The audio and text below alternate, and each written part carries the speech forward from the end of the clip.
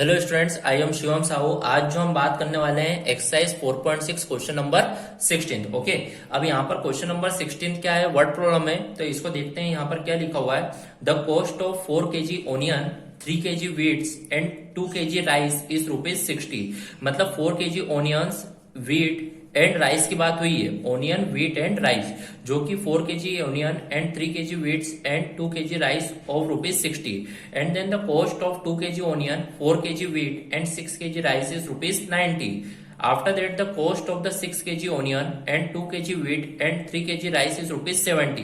Okay, find the cost of each item per kg by the matrix method. आपको यहाँ पर find करना है, find the cost of each item. आपको cost of each item find out करना है by using a matrix method. तो देखिएगा यहाँ पर किस तरीके से अपन फाइंड आउट करते हैं। ओके, तो यहाँ पर इस क्वेश्चन को पढ़ने के बाद ये समझ में आया कि यहाँ पर ओनियन, वीट एंड राइस की बात हो रही है। ओके, तो यहाँ पर जब अपन वर्ड प्रॉब्लम को इसको सॉल्व करेंगे, सबसे पहले ओनियन को, वीट को और राइस को XYZ के फॉर्म में मान लेते हैं। तो सबसे पहले जब सॉल्व करिएगा तो यहां पर लिख दीजिए आप, let the cost of onion पर केजी, क्योंकि पर केजी के हिसाब से निकालना है, इसलिए पर केजी को क्या बोल देंगे अपन, X। ओके, फिर लेट द कॉस्ट ऑफ, आप बोल दीजिए कॉस्ट ऑफ वीट पर केजी। वीट पर केजी कितना हो जाएगा, Y। देन फिर आप बोल दीजिए let the cost of rice पर केजी। राइस पर केजी कितना हो जाएगा यहाँ पर, Z। ओके, तो इस तरीके से अपन लोगों ने यहाँ पर देखा, तीन टर्म्स की बात हो रही थी, ओनियन, वीट्स एंड राइस की। तो ओनियन को X मान लिया है, वीट को Y मान लिया और राइस को क्या मान लिया है, Z। ओके, तो एज पर कंडीशन, अब एज पर कंडीशन अपन इक्वेशंस बनाएंगे यहाँ पर। एज पर कंडीशन आप देखिएगा, आपको यहाँ पर फर्स्ट सेंटेंस था cost of 4 kg onion. 4 kg onion मतलब 4x, क्योंकि ओनियन को x माना है। 4 kg onion, 2 kg wheats, 2 kg wheat मतलब 2y and 2 kg rice means 2z।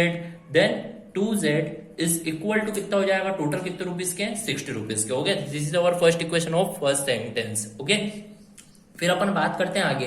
फिर यहाँ पे लिखा है the cost of 2 kg onion. 2 kg onion मतलब 2x, देन 4 kg वीट मतलब 4y प्लस आपको यहाँ पे लिखा हुआ है then 6 kg rice. 6 kg rice मतलब 6z इज इक्वल टू कितना है, टोटल अमाउंट कितना है, 90।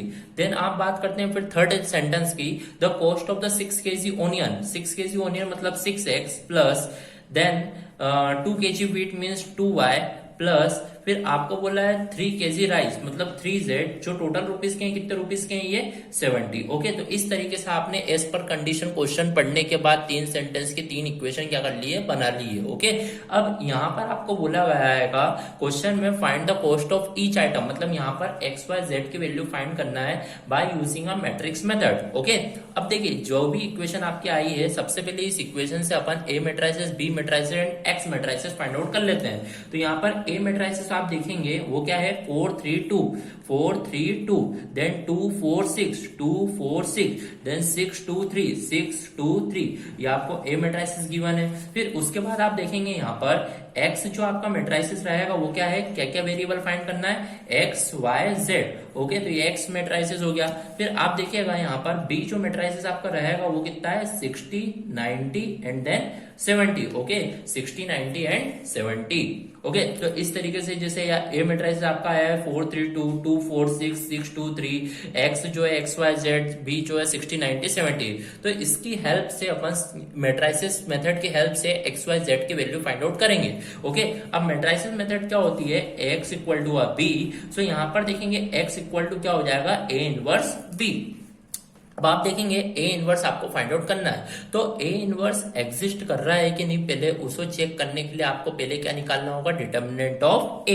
तो यहाँ पर जब अपन डिटर्मिनेंट ऑफ A फाइंड करेंगे तो यहाँ पर मैंने देखा जो A मैट्रिसेस वो 3x3 का मैट्रिसेस है। इसी कारण अपन यहाँ पर किसी भी रो या किसी भी कॉलम का क्या कर देंगे, इवेल्यूएशन। तो मान लीजिए अपन रो 1 से इवेल्यूएशन करते हैं, तो मान लीजिए यहाँ पे क्या लिखा हुआ है, सबसे पहले 4। तो मैंने देखा 4 के लिए जब करेंगे इसको और इसको छुपाएंगे, 4 3 12, 6 2 12। तो यहाँ पर हो जाएगा 12 माइनस 12, 4 के लिए हो चुका। अब 4 के आगे बढ़े तो क्या है 3 को क्या लेंगे -3, बिकॉज सेकंड टर्म को हमेशा काय में लेते हैं नेगेटिव फॉर्म में। 3 के लिए -3 हो गया।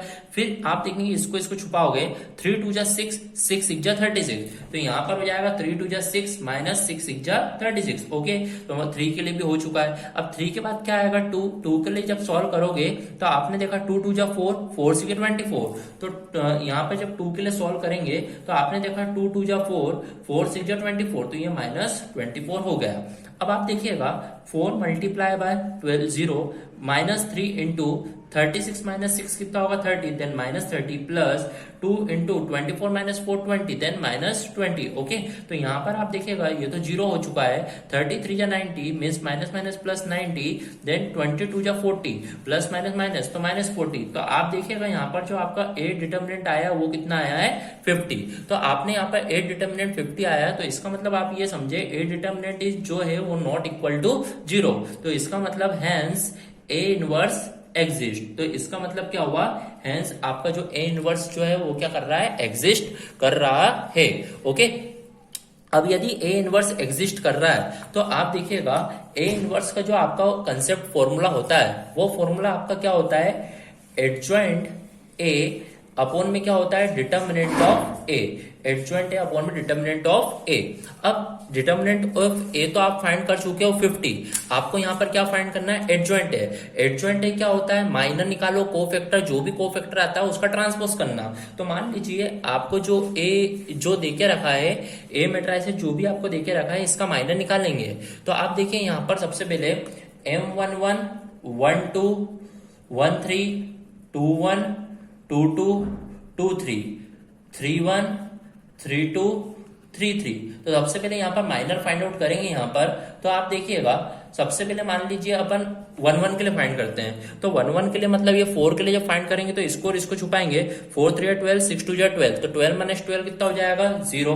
तो ये 1 1 के लिए फाइंड हो चुका है। अब मैं जब 1 2 के लिए फाइंड करूंगा, 1 2 मतलब 3 के लिए, तो इसको छुपाएंगे। तो आप देखो 2 3 या 6, 6 6 36, तो 6 माइनस 36 कितना होगा -30।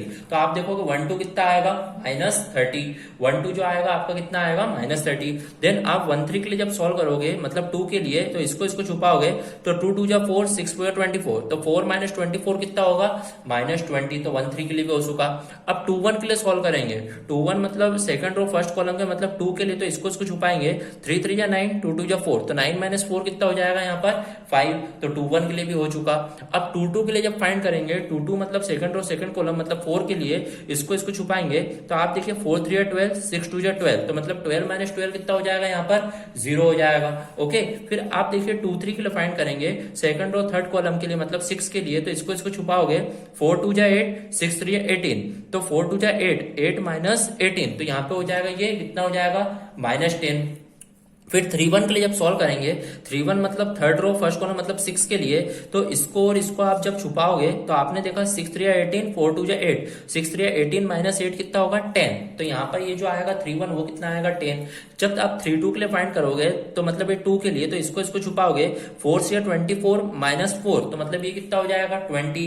देन जब 3 3 के लिए जब सॉल्व करोगे तो आप देखो 4 4 या 16 माइनस 6, तो मतलब ये कितना हो जाएगा 10। तो इस तरीके से आपके माइनर फाइंड आउट हो चुके हैं। अब अपन निकालते हैं यहाँ पर इसके कोफैक्टर। तो कोफैक्टर निकालने के लिए आप देखोगे 1 1, 1 + 1 क्या होता है, पॉजिटिव में आएगा आंसर मतलब 0। 1 2 मतलब नेगेटिव आएगा, तो नेगेटिव इंटू 30, 30 हो जाएगा। फिर आप 1 3 के लिए जब सॉल्व करोगे 1 + 3 4 होता है, पॉजिटिव आएगा, तो पॉजिटिव इंटू -20, -20। फिर आप जब 2 1 के लिए सॉल्व करोगे 2 + 1 3 होता है, नेगेटिव आएगा आंसर, नेगेटिव इंटू 5, -5।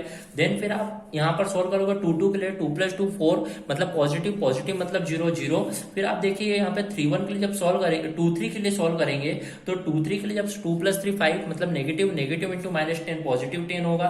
फिर आप जब 3 1 के लिए सॉल्व करेंगे 3 + 1 4 होता है, 4 होता है, तो पॉजिटिव इंटू 10 पॉजिटिव 10। फिर जब आप 3 2 के लिए जब सॉल्व करेंगे तो 3 2 मतलब 3 + 2 5 नेगेटिव आएगा, तो -20।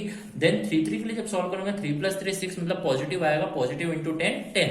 तो इस तरीके से आपका कोफैक्टर फाइंड आउट हो चुका है। अब आप देखिए यार, जो कोफैक्टर आपका फाइंड आउट हुआ है वो आपका क्या क्या फाइंड आउट हुआ है, 0 30 -20, फिर क्या आया है -5 0 एंड 10, फिर क्या आया है आपका 10 -20 10, 10 माइनस 20 10। ओके, तो इस तरीके से आपका को फैक्टर फाइंड आउट हो चुका है।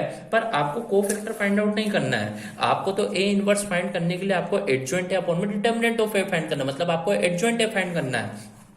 तो आप देखोगे एडजॉइंट ए जो होगा आपका को फैक्टर का क्या करना होगा, ट्रांसपोज। तो ट्रांसपोज मतलब 0 30 माइनस 20, 0 30 माइनस 20 को इस तरीके से लिख दीजिए, -5 0 10 इस तरीके से लिख दीजिए, 10 माइनस 20 एंड 10 इस तरीके से आप लिख दीजिए। तो ये आपका क्या फाइंड आउट हो चुका है, को फैक्टर। 0 -5 10 30 0 minus 20 10 and 10। तो इस तरीके से आपका एडजॉइंट ए फाइंड आउट हो चुका है। अब आपको यदि ए इनवर्स फाइंड करना तो एडजॉइंट ए अपॉन में डिटर्मिनेंट ऑफ ए। तो ए इनवर्स जो आपका होगा, एडजॉइंट ए आपका जो है ये है, और डिटर्मिनेंट ऑफ ए आप जो निकाल चुके थे वो कितना आया था, 50 आया था। ओके, तो इसलिए जो ए इनवर्स होगा वो क्या हो जाएगा, 1/50, और आपका जो एडजॉइंट है वो कितना है, 0 -5 10 देन 30 0 -20 देन -20 10 एंड 10। तो इस तरीके से आपका ए इनवर्स फाइंड आउट हो चुका है। ओके, अब मैंने देखा मेरे को तो मैट्रिक्स मेथड की हेल्प से एक्स वाई जेड की वैल्यू फाइंड आउट करना है। तो जो आपका x equal to A inverse B जो इक्वेशन है, यहाँ पे ए इनवर्स की वैल्यू क्या कर देंगे, पुट अप। तो आपने देखा x इक्वल टू, आपने देखा ए इनवर्स b है, तो x जो है वो क्या है आपका x y z।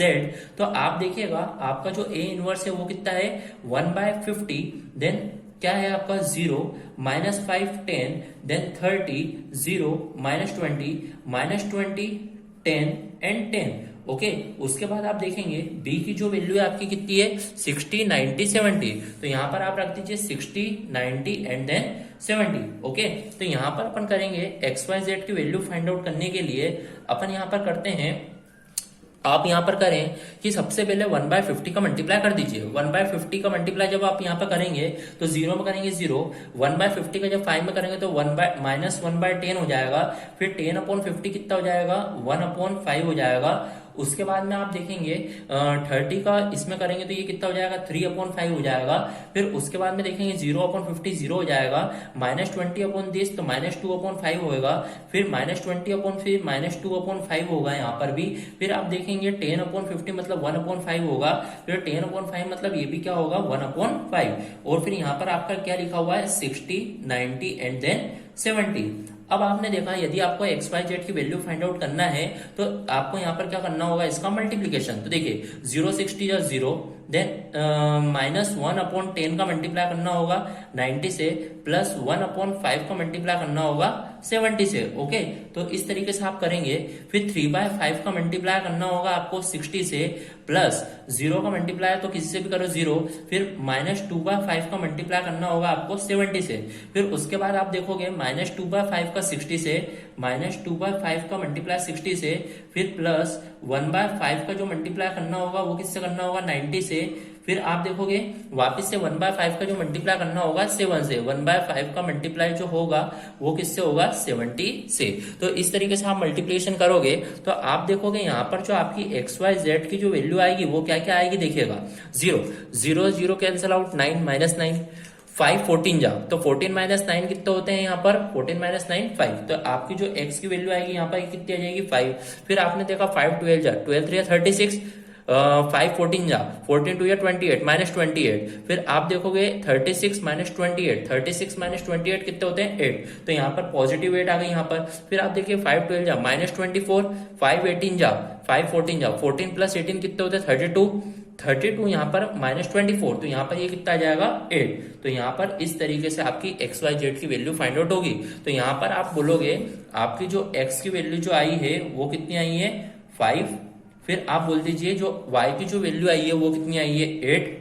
देन फिर आप बोल दीजिए जो आपकी जो z की जो वैल्यू आई है वो भी कितनी आई है, 8। तो इस तरीके से आपका यहाँ पर एक्स वाई जेड की क्या होगी, वैल्यू क्या होगी, फाइंड आउट होगी। Okay, so here our question 16 of exercise 4.6 is completed. Thank you.